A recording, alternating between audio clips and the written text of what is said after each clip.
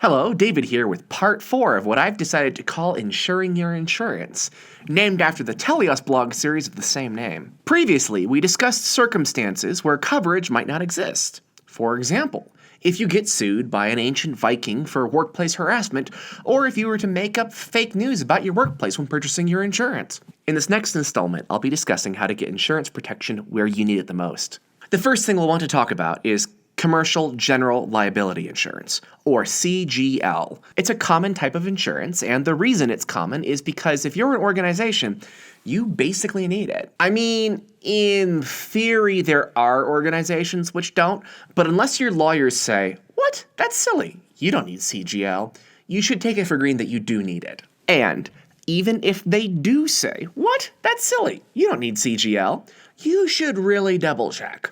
So, what is Commercial General Liability Insurance? It's a broad insurance that covers everything from customer injuries to defense costs and litigation to electronic data loss. So if this were a car, it'd basically be comprehensive and collision insurance all rolled into one, but for your business instead of said car. And I mean, if it's comprehensive and collision, that means that's all you need, right?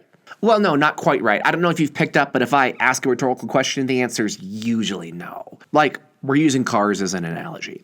If you were using your car as part of some sort of secret society of somehow legal street racing, you would need additional insurance beyond what your standard auto coverage is. For example, you might need to insure your driveway from the additional wear and tear caused by peeling out every day. A secret society of somehow legal street racing has insurance needs above and beyond the needs of your normal average driver. Similarly, some organizations have needs above and beyond what is typical of other organizations. For example, if your organization provides professional services, you might need professional liability insurance, or, as it's often called, errors and omissions policy, or E&O for short.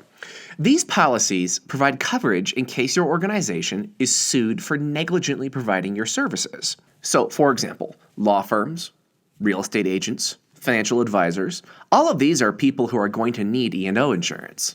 And if you have employees, you're probably going to need workers' comp insurance. If you own valuable, tangible assets, and if those assets can be damaged, think real estate, you're going to need property insurance. If you have a company-owned vehicle, and if those vehicles are operated by employees, you're going to need commercial auto insurance. And that's just to name a few. The point is, whether you're operating a society of somehow legal street racing, or whether you're operating a chauffeur service for little old ladies who need groceries, your insurance is going to be informed by your organization's activities.